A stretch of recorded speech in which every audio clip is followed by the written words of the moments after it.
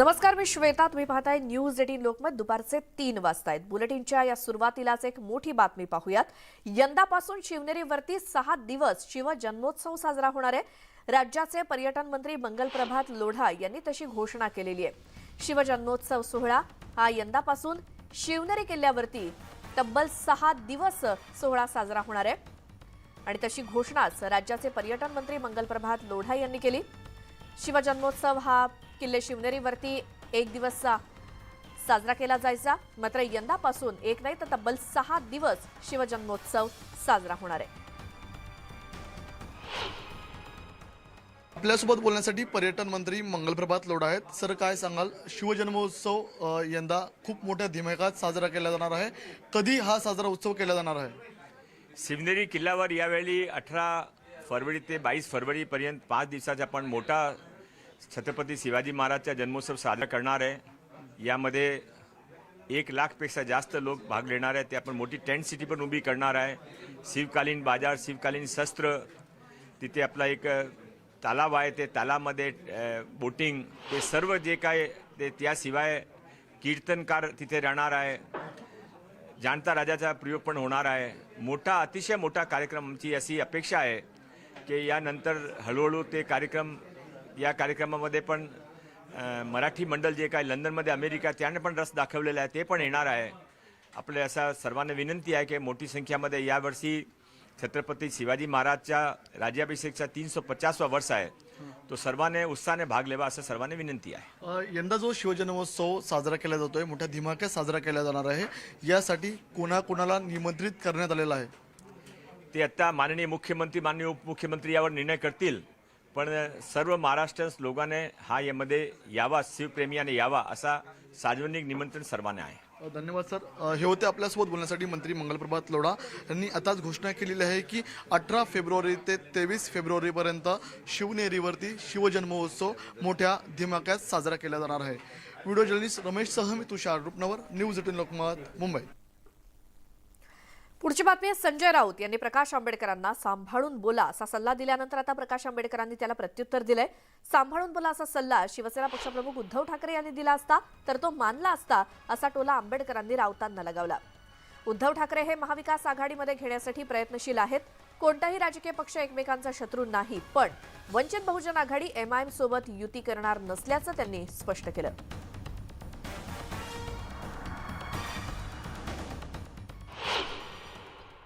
म्हणजे महायुतीत यायचं असेल, म्हणजे महाविकास आघाडीत यायचं असेल तर शरद पवार टीका करणे किंवा बोलणे टाळावे असा सल्ला दिला संजय राऊत. मला हा सल्ला उद्धव ठाकरेंनी दिला तर मी मानेन.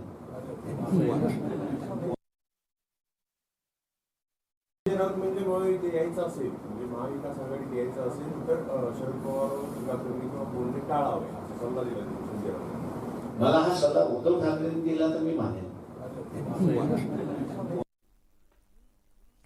तर खासदार संजय राऊतांनी प्रकाश आंबेडकरांच्या शरद पवारांबाबतच्या वक्तव्यावरती प्रतिक्रिया दिली. प्रकाश आंबेडकरांच्या वक्तव्याशी आपण सहमत नसून प्रकाश आंबेडकरांनी महाविकास आघाडीतील महत्त्वाच्या पक्षांबाबत अशी वक्तव्य करू नयेत असं म्हणत राऊतांनी नाराजी व्यक्त केली.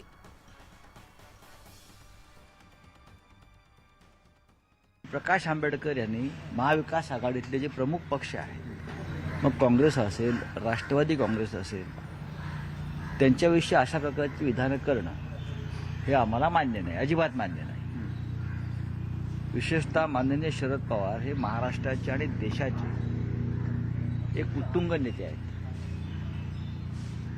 ते भाजपचे आहेत असं म्हणणं हा त्यांच्या आतापर्यंतच्या कारकिर्दीवरचा एक फार मोठं आरोप आहे. त्याने भाजपला रोखण्याचा प्रयत्न केला प्रत्येक वेळी, आणि आज सुद्धा या देशामध्ये जेव्हा विरोधी पक्षाच्या एकीचा विषय आपण करतो तेव्हा आपण शरद पवार यांचं नाव प्रामुख्याने घेतो. नाना पटोले असं म्हटलेत की त्यांचा महाविकास आघाडीचा काही एक संबंध नाही, प्रस्ताव अजून आलेला नाहीये. राहुल गांधींशी बोलू. माझं राहुल गांधींशी त्या विषयावर चर्चा झालेली आहे. मूठभर लोकांच्या सर्वेतून दिशाभूल करण्याचा प्रयत्न करण्यात येत असल्याचा आरोप मुख्यमंत्री एकनाथ शिंदे यांनी केला. आणि हे सरकार जनतेमध्ये खूपच लोकप्रिय असून ग्रामपंचायत निवडणुकीत मिळालेलं घवघवीत यश हेच त्याचं द्योतक असल्याचं त्यांनी म्हटलं. मागच्या 2.5 वर्षात राज्याची पिछेहाट झाली असून आम्ही विकास कामांचा धडाका लावला असं शिंदे म्हणाले. निवडणुकांना आम्ही घाबरत नाही आणि प्रत्येक निवडणुकीत आम्हीच विजयी होऊ असा विश्वास त्यांनी व्यक्त केला. आम्ही नेहमीच कामांना उत्तर देतो, आरोप प्रत्यारोपांमध्ये मला रस नाही असं बोलत त्यांनी उद्धव ठाकरेंना टोला लगावला. 34 ते 48 गेले की भोपळा राहतो, काहीच राहत नाही. खरं म्हणजे मुठभर लोकांमधून किंबहुना सर्वे केल्यानंतर वस्तुस्थिती समोर येत नाही. माझ्याकडे आकडे आहेत, देशभरातल्या किती लोकांना भेटून हा सर्वे केला. मी त्याच्यात आकड्यात जाऊ इच्छित नाही, परंतु मुठभर लोकांमधून सर्वे करून खरे आकडे वस्तुस्थिती आपल्याला मांडता येणार नाही, वास्तव आपल्याला लोकांसमोर आणता येणार नाही. ओपिनियन पोलचा आनंद 1.5 वर्ष ज्याला घ्यायचं त्याला घेऊ द्या. कोणाला हर्षवायू झाला असेल त्याचा आनंद मी हिरावून घेऊ इच्छित नाही. त्यांच्या आनंदामध्ये त्यांना राहू द्या. 1.5 वर्ष असाच आनंद व्यक्त करू द्या. आम्ही आमचं काम करत राहू. सरकारचं लोकांना हवं ते काम आम्ही करणार आहोत. लोकांच्या मनातलं सरकार आणि सर्वसामान्य लोकांना न्याय देणारं सरकार इथं स्थापन झालेलं आहे. त्यामुळे निवडणुकांची आम्हाला भीती नाही आणि येणारा काळच या सगळ्या तुमच्या सर्वेच्या अंदाजाला उत्तर देईल. पुढची बातमी. निवडणुकीच्या पार्श्वभूमीवर करण्यात येत असलेल्या सर्वेच्या मुद्द्यावरून राज्यामध्ये राजकीय आरोप प्रत्यारोप सुरू आहेत. यावरून आता रोहित पवारांनी भाजपवर टीका केली. महानगरपालिका, पंचायत समिती आणि सर्वच ठिकाणी भाजपची पिछेहाट होत असल्याचं सर्वेतनं समोर येतंय. तसंच भाजपचे सर्व सर्वे हे निगेटिव्ह जात असल्यामुळे निवडणुका होत नसल्याची घणाघाती टीका रोहित पवारांनी केली. महाराष्ट्राचा वापर इतर राज्यांसाठी होत असेल आणि मुंबईचं महत्त्व जर तुम्ही गेल्या 6-7 वर्षामध्ये बघितलं, टप्प्याटप्प्याने कमी केलं जात असेल, तर मुंबईमध्ये सत्ता ही मुंबईचं भलं करण्यासाठी तुम्हाला घ्यायची आहे का महाराष्ट्राचं भलं करण्यासाठी घ्यायची, का मुंबईचं महत्त्व कमी करण्यासाठी, हे कुठंतरी स्पष्ट मत हे भाजपने आणि त्यांच्या मित्रपक्षांनी करावं. सगळे सर्वे हे निगेटिव्ह चालले असल्यामुळे इलेक्शन होत नाही, हे संविधानाच्या विरोधात आहे. या बाबतीतली नोंद सर्व लोकांनी त्या ठिकाणी घेतली पाहिजे असं माझं व्यक्तिगत मत आहे. ठाकरे आणि आंबेडकर युतीवरती काँग्रेस नाराज असल्याचं दिसतंय. प्रकाश आंबेडकर यांची युती ही उद्धव ठाकरे यांच्यासोबत आहे. प्रकाश आंबेडकर यांचा महाविकास आघाडीशी काहीही संबंध नाही असं वक्तव्य नाना पटोलेंनी केलं. महाविकास आघाडीशी प्रकाश आंबेडकर यांना कुणीही जोडू नये असं नाना पटोले म्हणालेत. त्याचसोबत आगामी लोकसभेच्या राज्यातील 38 जागा महाविकास आघाडी जिंकेल असा दावाही नाना पटोलेंनी केला.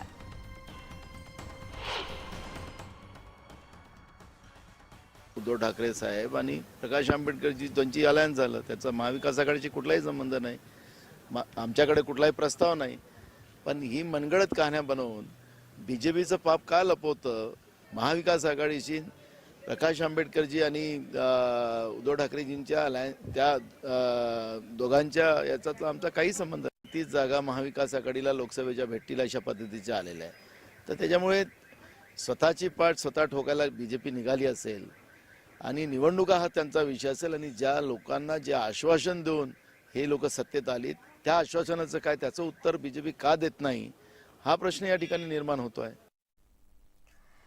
देवेंद्र फडणवीसांना अडकवण्याचा कट रचणाऱ्यांची नावं जाहीर करणार असल्याचा इशारा आशिष शेलार यांनी दिला. यावरती उपमुख्यमंत्री असताना कोणतीही चर्चा झाली नव्हती. आरोपांना उत्तर देण्यास आपण बांधील नसल्याचं विरोधी पक्षनेते अजित पवारांनी म्हटलं. इतर कोण काय म्हणलंय त्यांना उत्तरं द्यायला आम्ही मोकळे नाही. प्रत्येकाला व्यक्ती स्वातंत्र्य, मत स्वातंत्र्य, ज्यांना जे काही सांगायचं त्यांनी सांगावं. त्याच्यामध्ये असं कोड्यात बोलू नये.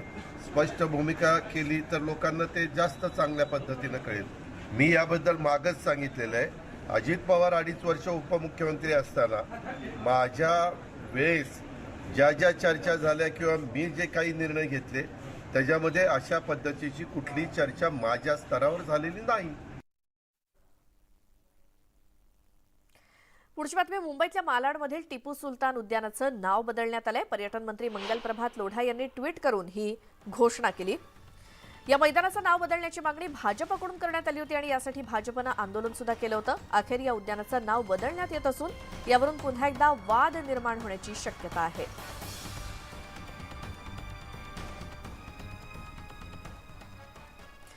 नांदेडच्या लिंबगाव पोलीस ठाण्याच्या हद्दीतील पिंपरी महिपाल इथे कुटुंबियांनीच मुलीची हत्या केल्याची धक्कादायक घटना समोर आली आहे. हत्या करून मुलीचा मृतदेह जाळण्यात आला आणि या प्रकरणी मुलीचे वडील, मामा, एक भाऊ आणि काकाची 2 मुलं अशा 5 जणांना अटक करण्यात आली. 23 वर्षांची ही मुलगी BMSच्या 3ऱ्या वर्षात शिकत होती आणि गावातल्या तरुणासोबत तिचे प्रेमसंबंध होते.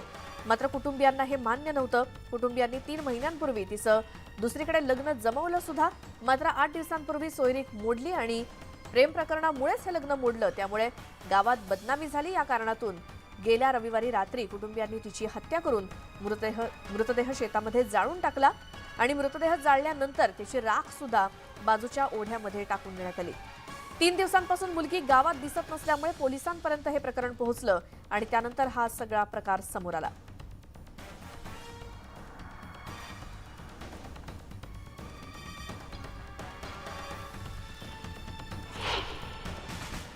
त्यावेळेस त्याची शहानिशा केली, खात्री केली, तर त्यामध्ये असं दिसून आलं की एक शुभांगी जोगण नावाची मुलगी, तिचं एका मुलासोबत प्रेमसंबंध होते आणि तिचं दुसरीकडे लग्न जुळलं होतं. त्या कारणामुळं घरच्यांना राग आला. ती चोरी मोडली होती आणि त्यामुळे त्यांनी तिचा गळावून खून केला. तर ऑनर किलिंग सारख्या या घटना पुरोगामी महाराष्ट्राला काळीमा फासणाऱ्या असून आरोपींवरती कठोर कारवाई व्हावी अशी मागणी सुप्रिया सुळे यांनी केली.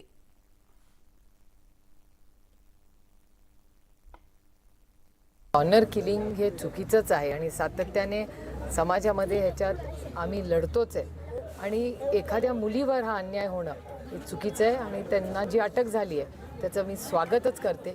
हा शाहू फुले आंबेडकरांचा महाराष्ट्र आहे, हा छत्रपतींचा महाराष्ट्र आहे, हा जिजाऊचा महाराष्ट्र आहे आणि पुरोगामी महाराष्ट्रात आज ह्या गोष्टी घडत आहेत हे अतिशय दुर्दैवी आहे आणि सत्तेत असलेल्या लोकांनी ह्या सगळ्या प्रश्नांमध्ये जातीने लक्ष घातलं पाहिजे आणि ज्या पद्धतीने द्वेष पसरायचं काम सत्तेत असलेले काही लोक करतात त्याच्याचमुळे हे लोण पसरत आहे. त्याच्यामुळे माझी महाराष्ट्र सरकारला विनम्रपणे विनंती राहील की अशा घटना पुरोगामी विचाराच्या महाराष्ट्रात घडू नये याच्यासाठी त्यांनी काम केलं पाहिजे. पुण्याच्या दौंड तालुक्यातील पारगाव इथे भीमा नदीमध्ये सापडलेल्या 7 मृतदेहांपैकी 3 मृतदेहांचं पुन्हा शवविच्छेदन करण्यात आलंय. जिल्हा रुग्णालयानं सुरुवातीला केलेल्या शवविच्छेदनात बुडून मृत्यू झाल्याचा अहवाल देण्यात आला होता. दरम्यान पोलिसांच्या चौकशीमध्ये या 7 जणांची हत्या झाल्याचं निष्पन्न झाल्यानंतर जिल्हा रुग्णालयाच्या अहवालावरती प्रश्नचिन्ह निर्माण करण्यात आलं आणि त्यामुळे ससून रुग्णालयाकडून 3 मृतदेहांचं पुन्हा विच्छेदन करण्यात आलं. बुडून मृत्यू झाल्याचा अहवाल दिलेल्या डॉक्टरांवरती कारवाई करण्यात येण्याची शक्यता असून आज हा शवविच्छेदन अहवाल आल्यानंतर त्यातनं काय नवी माहिती समोर येणार का याकडे सर्वांच्या नजरा लागल्या. तर दौंड हत्याकांडाची उच्चस्तरीय चौकशी करून पीडित कुटुंबियांना न्याय मिळाला पाहिजे अशी मागणी राष्ट्रवादीच्या खासदार सुप्रिया सुळे यांनी केली. मला असं वाटतं याची एक सविस्तर इन्क्वायरी व्हावी. मी माननीय पालकमंत्री आणि माननीय SP या दोघांना विनंती करीन की ह्याची जी काय असेल ती पारदर्शक इन्क्वायरी झालीच पाहिजे आणि त्या कुटुंबाला न्याय मिळाला पाहिजे. चंद्रपूर जिल्ह्यातील कोपरना तालुक्यातील अल्ट्राटेक कंपनी परिसरातल्या पोहण्यासाठी गेलेल्या 3 मुलांचा बुडून मृत्यू झालाय. कालपासून ही मुलं बेपत्ता होती आणि घटनेची माहिती मिळताच पोलीस घटनास्थळी पोहोचले. घटनास्थळावर पोलिसांना मुलांचे कपडे आणि इतर साहित्य सापडलं. त्यानंतर मुलांचा शोध घेण्याचा प्रयत्न सुरू आहे. पारस गोवारदीपे, अर्जुन सिंह आणि दर्शन बसेशंकर अशी मृत मुलांची नावं आहेत. तलावात असलेल्या गाळामध्ये पाय अडकल्यामुळे मुलं बुडल्याचा प्राथमिक अंदाज आहे. मात्र या घटनेमुळे परिसरात शोककळा पसरली आणि 3ही मुलं 10 वर्षांची असून एकाच वर्गामध्ये शिकत होती.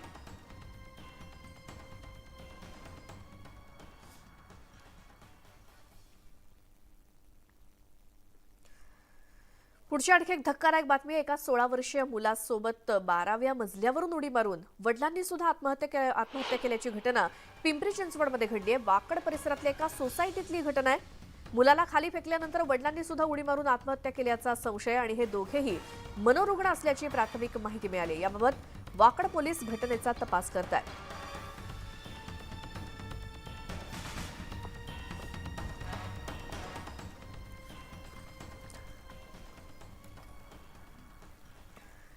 यानंतर एका भीषण अपघाताची बातमी आहे. परभणीमधून एका बाईकवरून जाणाऱ्या 4 विद्यार्थ्यांचा भीषण अपघात झाला होता आणि या अपघातातील 2 विद्यार्थ्यांचा मृत्यू झालाय. पाथरी तालुक्यातील डाकू पिंपरी इथले विद्यार्थी ध्वजारोहणासाठी काल जात होते. हा अपघात इतका भीषण होता की बाईक चालवणाऱ्या विद्यार्थ्याचा डावा हातच तुटलाय तर दुसऱ्या एका विद्यार्थ्याच्या पायाची हाडं मोडली आहेत. त्या विद्यार्थ्यांनी शाळेत जाताना बाईकवरच एक रील बनवल्याचं वास्तव समोर आलंय.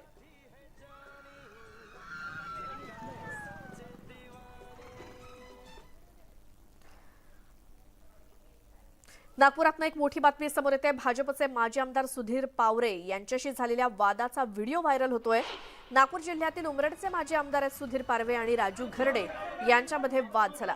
स्थानिक उद्योगांवरून आरोप प्रत्यारोप झाल्यामुळे शाब्दिक बाचाबाची झाली आणि भिवापूर तालुक्यातील मोख्यबर्डी गावामध्ये भागवत सप्ताहाच्या कार्यक्रमात दोघांमध्ये वाद झाला आणि या वादात दोघांनी एकमेकांना शिवीगाळ केल्याची माहिती मिळाली.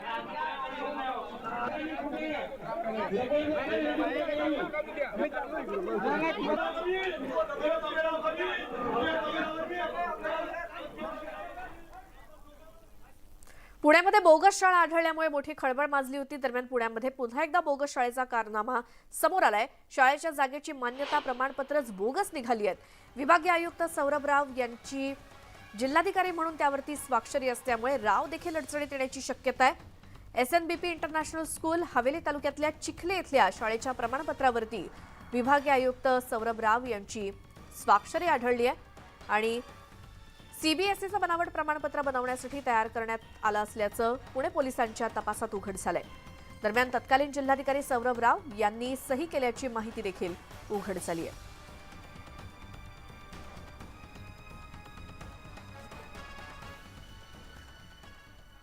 संपूर्ण देशभरात गाजलेल्या पुण्यातील अभियंता मोहसिन शेख हत्या प्रकरणातील सर्व आरोपींची पुराव्याअभावी निर्दोष मुक्तता करण्यात आली आणि या प्रकरणी हिंदू राष्ट्र सेनेचा प्रमुख धनंजय देसाईसह 20 जणांवरती हत्येचा आरोप होता. पुणे सत्र न्यायालयानं आज या आरोपातून धनंजय देसाईसह सगळ्यांची निर्दोष मुक्तता केली आहे. पुण्यातील एका IT कंपनीत काम करणाऱ्या मोहसिन शेखची जमावानं 2 जून 2014 रोजी हत्या केली होती आणि या प्रकरणी पोलिसांनी हिंदू राष्ट्र सेनेचा प्रमुख धनंजय देसाईसह 21 जणांना येरवड्यातून अटक केली होती.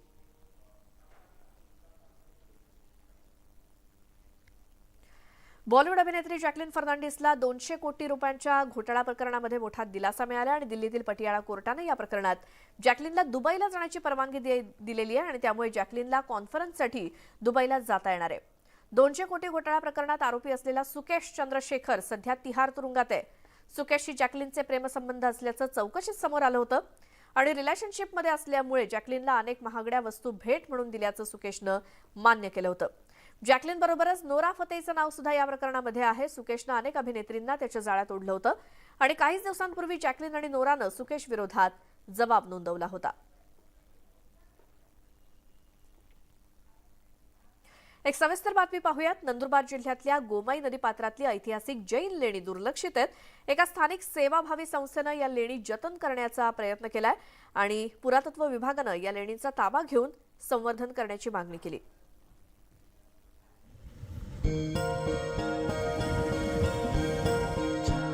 नंदुरबार जिल्ह्यातल्या दरा फाट्याजवळच्या गोमाई नदीपात्रातली ही लेणी पहा.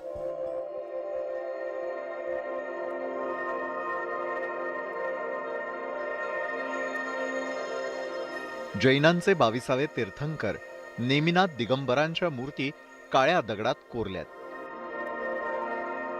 56 मूर्ती असलेला हा लेण्यांचा समूह ऐतिहासिक वारसा आहे. शेकडो वर्षांपासून ही लेणी दुर्लक्षित होती. एका सामाजिक संस्थेनं हा लेणी परिसर स्वच्छ करून लेण्यांना पुनर्वैभव प्राप्त करून देण्याचा प्रयत्न केलाय. हे जे आहे हे सरकारी आहे, आर्कॉलॉजिकल डिपार्टमेंटचे आहे. आम्हाला त्याच्यात काहीही इंटरफेअर करायचं नाही. आम्हाला फक्त त्या ठिकाणी आमच्या जैनांच्या लेणीच्या जैनांच्या तीर्थंकरांच्या ज्या मूर्त्या आहेत, ज्या भग्न झालेल्या होत्या, त्यांचं आम्ही निर्लेपन करून व्यवस्थित केलेले आहेत. त्यांची पूजा अर्चा करणं एवढंच आमचं काम आहे.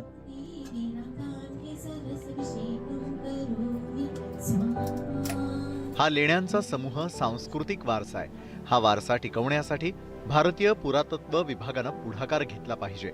अन्यथा या लेणी समूहाचं अस्तित्वच धोक्यात येण्याची शक्यता आहे. निलेश पवार, न्यूज 18 लोकमत, नंदुरबार. कोकणातल्या महिलांना बोटी चालवण्याची परवानगी नाहीये, पण सिंधुदुर्गातल्या तारामुंबरी गावातील महिलांनी रूढी परंपरा मोडीत काढत कांदळवनामध्ये बोटिंग सुरू केलंय. बोटिंग आणि गाईडचा व्यवसाय महिलांनी सुरू करून गावातल्या गावामध्येच जोडधंदा शोधलाय. कोकणात पिढ्यानपिढ्या बोटीच्या सुकाणूला हात न लावलेल्या महिला आता चक्क बोटी चालवतात. हे घडलंय सिंधुदुर्ग जिल्ह्यातल्या तारामुंबरी या गावात. फॉरेस्टच्या कांदळवन विभागाच्या पुढाकारानं जलकन्या नावाचा बचत गट पर्यटकांना कांदळवन सफारी घडवतोय. पर्यटकांना कयाकिंगचाही अनुभव महिला देताना दिसतात. इतकंच नव्हे तर खाडीतलं मत्स्यपालन, खेकडा पालन यासारखा जोडधंदाही सुरू झालाय.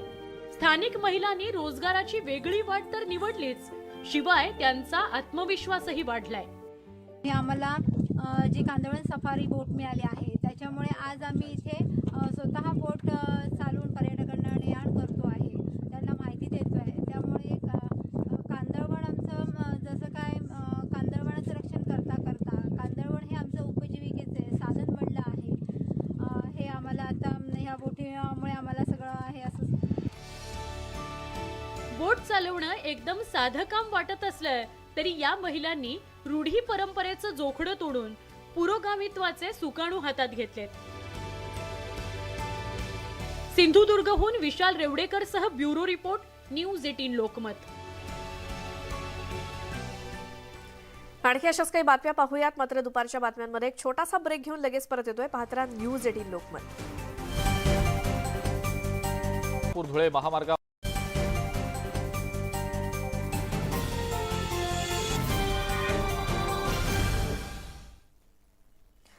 ब्रेकनंतर बुलेटिनमध्ये तुमचं स्वागत. आणि आता पुढची बातमी पाहूयात. गेल्या 7 वर्षांपासून लोकांसाठी बंद असलेल्या पिंपरी चिंचवड महानगरपालिकेच्या प्राणी संग्रहालयातील सापांनी आतापर्यंत सुमारे 36 लाखांचे उंदीर फस्त केलेत, तर तब्बल 15 कोटींहून अधिक खर्च करून सुद्धा प्राणी संग्रहालयाची कामं अपूर्णच आहेत.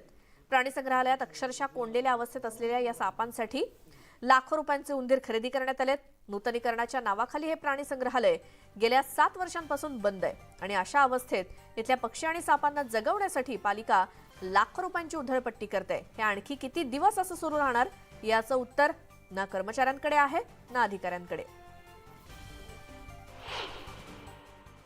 घोणस आहे, नाग आहे किंवा मग धामणी आहेत, जे काही रूल्स आधीपासून आपल्याकडे सातत्य या ठिकाणी ठेवलेले आहेत.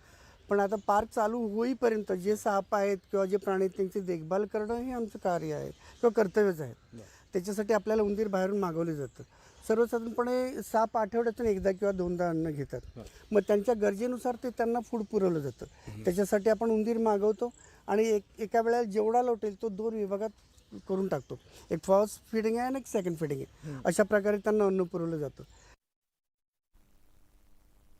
शिकारीच्या शोधात भटकंती करणाऱ्या बिबट्याचा बेल्हा जेजुरी या महामार्गावरती आंबेगाव तालुक्यातील लोणीजवळ अपघात झाला आणि या अपघातामध्ये बिबट्या गंभीर जखमी झाला. धक्कादायक म्हणजे अपघातानंतर 3 तास बिबट्या जखमी अवस्थेमध्ये या महामार्गावरतीच तडफडत पडून होता. स्थानिक आणि रस्त्यावरून जाणाऱ्या बघ्यांची भूमिका घेत होते आणि वनविभागाचे कर्मचारी आणि रेस्क्यू टीम 3 तासांनंतर बिबट्याला उपचारासाठी माणिकडोहे इथल्या बिबट निवारा केंद्रामध्ये दाखल करण्यात आलं. त्याच्यावरती सध्या उपचार सुरू आहेत आणि गेल्या काही दिवसांपासून रस्ते अपघातात बिबट्यांचे मृत्यू आणि जखमी होण्याच्या घटनांमध्ये मोठ्या प्रमाणात वाढ झाली आहे. याबाबत प्राणी मित्रांकडून नाराजी व्यक्त होते.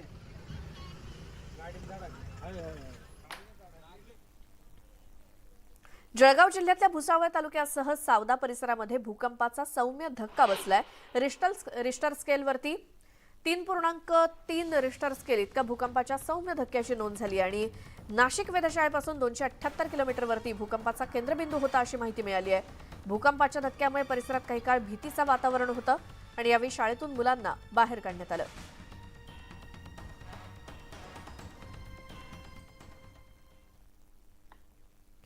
मुंबई गोवा राष्ट्रीय महामार्गावरती सतत होणाऱ्या अपघातांमुळे प्रशासनानं एक समिती नेमली आणि या समितीकडून संपूर्ण जिल्ह्यातील महामार्गांची पाहणी करण्यात आली. या समितीनं संपूर्ण महामार्गाची पाहणी केल्यानंतर 6 ठिकाणी ब्लॅक स्पॉट असल्याचं समोर आलं आणि या स्पॉटबाबत उपाययोजना करण्यासाठी वर्षभरापूर्वी राष्ट्रीय महामार्ग विभागाला पत्रव्यवहार करण्यात आला होता. मात्र राष्ट्रीय महामार्ग विभागानं त्यावरती कोणतीच ठोस उपाययोजना केली केलेली सध्या तरी पाहायला मिळत नाहीये आणि तात्पुरते उपाय केले जातात मात्र त्याचा उपयोग होताना दिसत नाहीये. जो पत्रव्यवहार त्यावेळी करण्यात आला होता त्याची प्रत न्यूज 18 लोकमतच्या हाती लागली आहे. जवळपास 13 ब्लॅक स्पॉट या ठिकाणी आयडेंटिफाय करण्यात आले होते.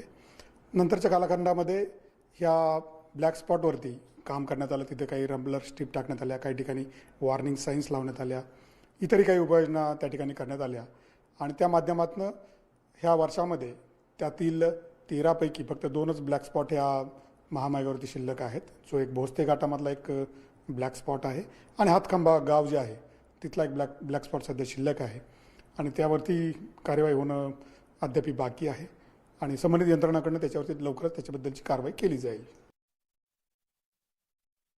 1 वर्षापूर्वी या ठिकाणी एक समिती नेमली होती आणि ह्या समितीमार्फत या महामार्गाचे जे आहे जिल्ह्यातील त्याचं पूर्णपणे सर्वेक्षण करण्यात आलं, पाहणी करण्यात आली. आपण जर बघितलं तर हा माझ्या पाठीमागे वेरळ घाट आहे आणि ह्या ठिकाणी हा ब्लॅक स्पॉट म्हणून याला डिक्लेअर केलेला आहे कारण सतत या ठिकाणी अपघात जे आहेत हे मोठ्या प्रमाणात होत असतात.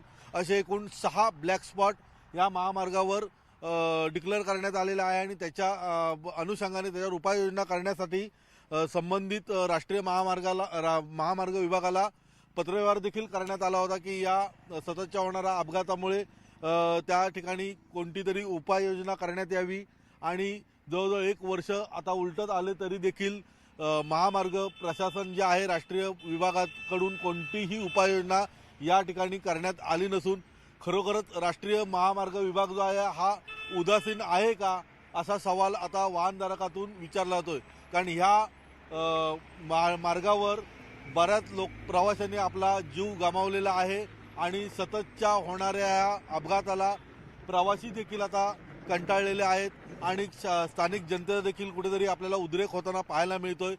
एकंदरीत जर पाहिलं तर राष्ट्रीय महामार्ग प्रशासन जे आहे हे कुठेतरी खरोखरच उदासीन आहे अशी आता जनतेची देखील भावना पाहायला मिळते. व्हिडिओ जर्नलिस्ट अनिकेत होलमसह सचिन सावंत, न्यूज 18 लोकमत, रत्नागिरी. पुढची बातमी. जालना राजूर महामार्गाची अवस्था अत्यंत बिकट झाली आणि या महामार्गावरती गेल्या वर्षभरापासून खड्ड्यांचं साम्राज्य आहे. राजूर हे गणपतीच्या 3.5 पीठांपैकी अर्धपीठ समजलं जातं. त्यामुळे वर्षभर राजूरमध्ये गणपतीच्या दर्शनासाठी भक्तांची मांदियाळी असते पण या खराब रस्त्यांमुळे भाविकांबरोबरच वाहनधारकांना देखील त्रास सहन करावा लागतोय. याचा आढावा घेतला आमचे प्रतिनिधी रवी जयस्वाल यांनी. जालना जिल्ह्यातला महत्त्वपूर्ण असलेला जालना ते राजूर हा रस्ता जो आहे तो पूर्णपणे खड्डेमय झाल्याचे चित्र आपल्याला बघायला मिळते. मी सध्या याच रस्त्यावरती उभा आहे आणि आपण बघू शकता की हा संपूर्ण रस्ता जो आहे तो खड्ड्यांची चाळण बनलेला आहे. जालन्यापासून राजूर हे 28 किलोमीटर अंतरावरती आहे मात्र पूर्ण हा रस्ता जो आहे तो अशा पद्धतीचं खड्डे पडलेलं बघायला मिळते. राजूरला महागणपतीचं मंदिर आहे आणि या गणपतीच्या मंदिराला दर्शनासाठी दर चतुर्थीला लाखोंच्या संख्येनं भाविक जे आहे ते या ठिकाणी जात असतात मात्र त्यांना या अशा पद्धतीच्या खड्ड्यांचा जो आहे तो त्रास सहन करावा लागतोय. त्यामुळं अनेक अपघात जे आहे ते या ठिकाणी झाल्याचं चित्रसुद्धा आपल्याला बघायला मिळतात. त्यामुळं लवकरात लवकर हा रस्ता दुरुस्त करावा अशा पद्धतीची मागणी जी आहे ते भाविक भक्तांकडून करण्यात येत आहे. रवी जयस्वाल, न्यूज 18 लोकमत, जालना. राजस्थानच्या अजमेरमध्ये चोरट्यांनी एटीएम फोडून रोकड लुटली आणि काल एकाच दिवशी अरेन आणि रुपनगडमध्ये एटीएम फोडण्यात आले. एका एटीएम मधून 8 लाख रुपये तर दुसऱ्या एटीएम मधून 30 लाख रुपये लुटण्यात आले. दोन्ही घटनांमध्ये दरोड्याची पद्धत सारखीच होती त्यामुळे एकच टोळी दोन्हीकडे असू शकते अशी शक्यता पोलिसांनी वर्तवली आहे. पोलिसांकडून या दरोडेखोरांचा शोध सुरू आहे. अधिकाऱ्यांच्या हलगर्जीपणामुळे सरकारचा 2.5 कोटींचा खर्च पाण्यात गेलाय. बीडमध्ये 7 वर्षांपूर्वी भाजी मंडईसाठी 3 मजली इमारत बांधण्यात आली मात्र भाजी मंडईचं अद्याप लोकार्पणच झालेलं नाही. परिणामी मंडईची दुरवस्था झाली असून मद्यपींकडून त्याचा दुरुपयोग सुरू झालाय तर दुसरीकडे विक्रेत्यांना गलिच्छ जागेवरती बसून भाजीपाला विकावा लागतोय त्यामुळे नागरिकांचं आरोग्य सुद्धा धोक्यात आलंय.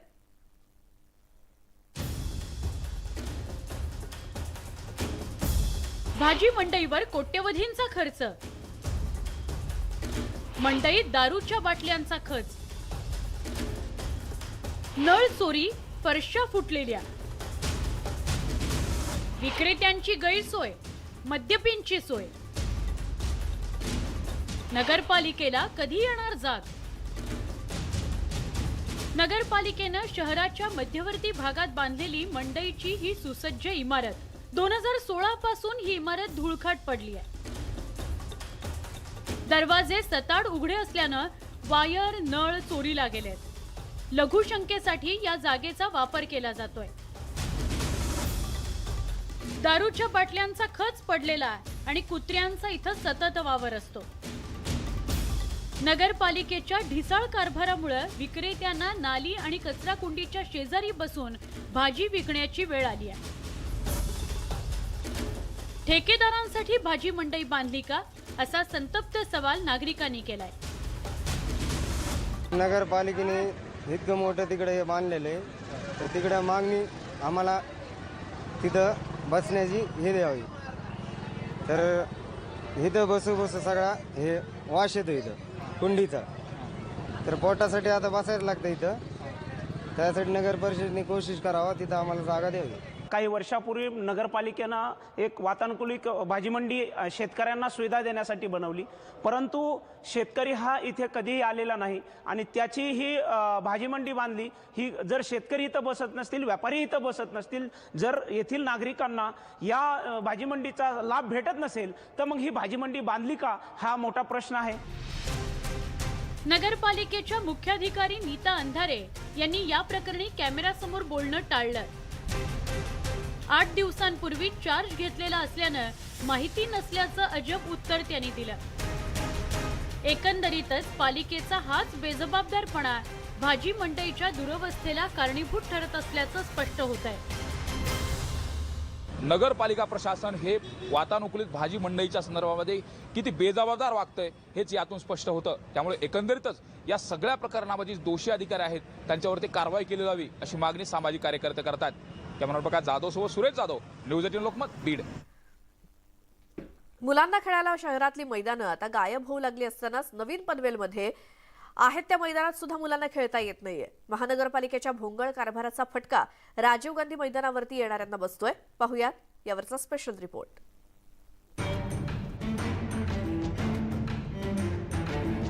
नवीन पनवेल इथलं हे राजीव गांधी मैदान. सध्या या मैदानात कोणत्याही अँगलने पाहिलं तरी मातीचे ढिगारेच दिसतील.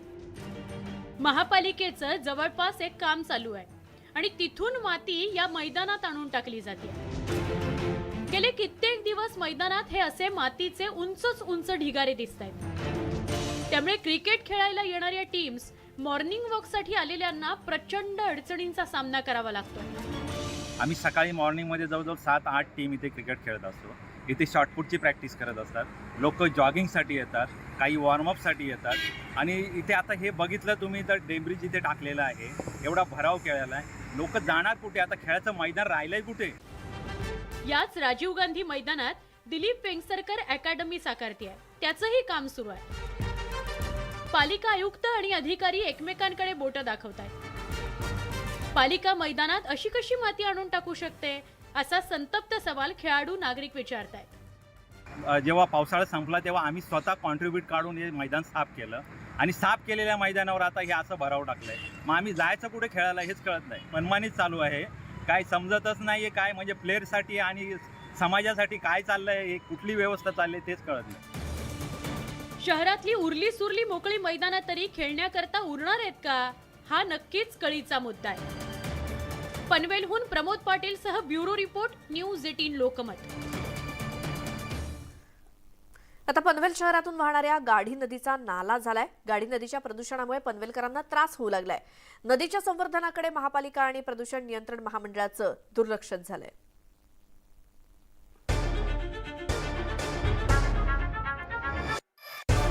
पनवेल शहरातून वाहणारी ही गाढी नदी पहा.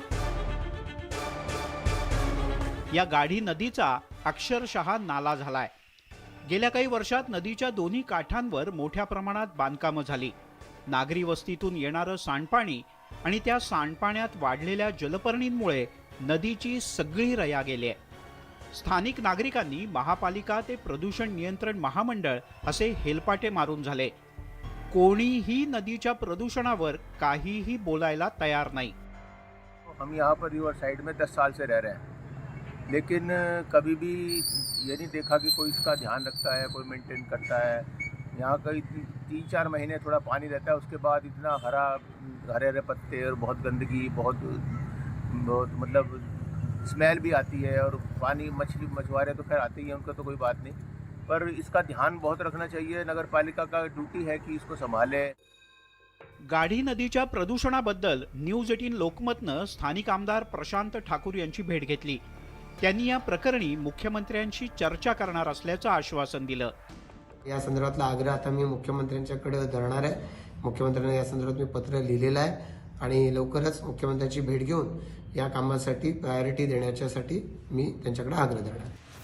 विकासाच्या रेट्यात नदी टिकली तर पर्यावरण टिकेल आणि पर्यावरण टिकलं तरच माणूस टिकेल हे साधं गणित सुद्धा आपण सगळे विसरून गेलोय हे दुर्दैवानं म्हणावं लागेल. प्रमोद पाटील, न्यूज 18 लोकमत, पनवेल. उस्मानाबादच्या गायरान जमिनीच्या अतिक्रमणाचा वाद किंवा प्रश्न पुन्हा एकदा ऐरणीवरती आलाय. गायरान जमिनीवरती विशिष्ट समाजाच्या लोकांनी अतिक्रमण केलंय आणि अतिक्रमण काढावं म्हणून पानगाव आणि कळंब कृषी उत्पन्न बाजार समितीमध्ये अतिक्रमण काढण्यावरून मोठा जातीय संघर्ष पाहायला मिळतोय आणि याच जातीय संघर्षामुळे गायरान जमिनीवरील अतिक्रमणाचा मुद्दा पुन्हा एकदा चर्चेत आलाय. उस्मानाबादमधनं मोठी बातमी. गायरान जमिनीच्या अतिक्रमणाचा प्रश्न पुन्हा ऐरणीवरती आलाय.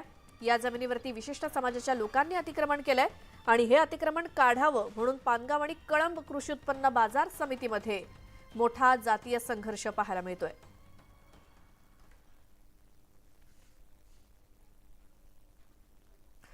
नरेश म्हस्के यांनी उद्धव ठाकरेंवरती टीका केली आहे. आनंद दिघे यांच्या समाधीस्थळी उद्धव ठाकरे न गेल्यामुळे हा हल्लाबोल करण्यात आलाय.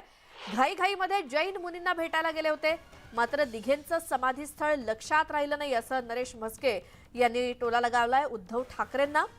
नरेश म्हस्केंनी उद्धव ठाकरेंवरती घणाघात केलाय. काल इतक्या घाईघाईत मतांसाठी मात्र जैन मुनींना भेटायला गेले, पण दिघे साहेबांचं समाधीस्थळ मात्र त्यांच्या लक्षात राहिलं नाही असं उद्धव ठाकरे यांना ऑफिशियली ट्विटरवरती टॅग करून त्यांनी ट्विट केलंय. उद्धवजी, समाधी शिंदे साहेबांनी बांधली म्हणून तिथे तुमची पावलं वळली नाहीत की बाळासाहेबांचं स्मारक अजून करू शकलो नाही याची लाज वाटली असा सवाल ट्विटरवरून नरेश म्हस्के यांनी उद्धव ठाकरेंना लगावलाय.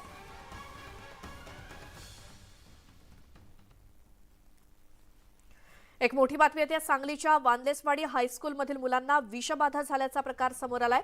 हायस्कूलमध्ये दिलेल्या डाळ भातातून विषबाधा झाल्याचा प्राथमिक अंदाज आहे.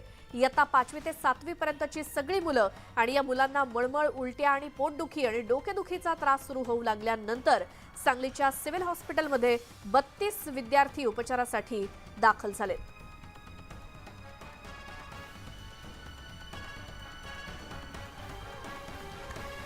राज्याचे मुख्यमंत्री एकनाथ शिंदे हे थोड्याच वेळात ऐरोली काटई नाका बोगद्याची पाहणी करणार आहेत. काही वेळातच मुख्यमंत्री या स्पॉटवरती येऊन कामाची पाहणी करणार आहेत. ऐरोली काटई नाका बोगद्याच्या एका मार्गिकेचं काम जवळपास 90% पूर्ण झाले आणि येत्या मेच्या अखेरीस ही मार्गिका प्रवासासाठी खुली केली जाणार आहे. आणि या बोगद्यामुळे नवी मुंबई ते डोंबिवली हे 45 मिनिटांचं अंतर 10 ते 15 मिनिटात पार करणं शक्य होणार आहे. आणि बोगद्याचं काम अंतिम टप्प्यात असताना काही वेळात राज्याचे मुख्यमंत्री एकनाथ शिंदे हे या कामाची पाहणी करणार आहेत.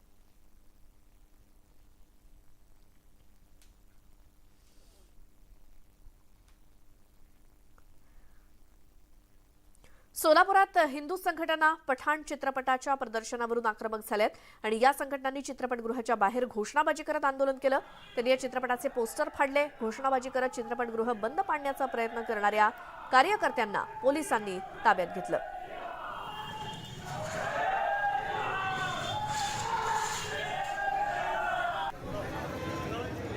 बजरंग दलाचे 10 ते 12 कार्यकर्ते आले होते. त्या ठिकाणी चित्रपटाचा निषेध व्यक्त करण्यासाठी पोस्टर हातात घेऊन आले होते. त्यानंतर त्यांनी सदर ठिकाणी असलेले पठाण चित्रपटाचं पोस्टर फाडलेलं आहे.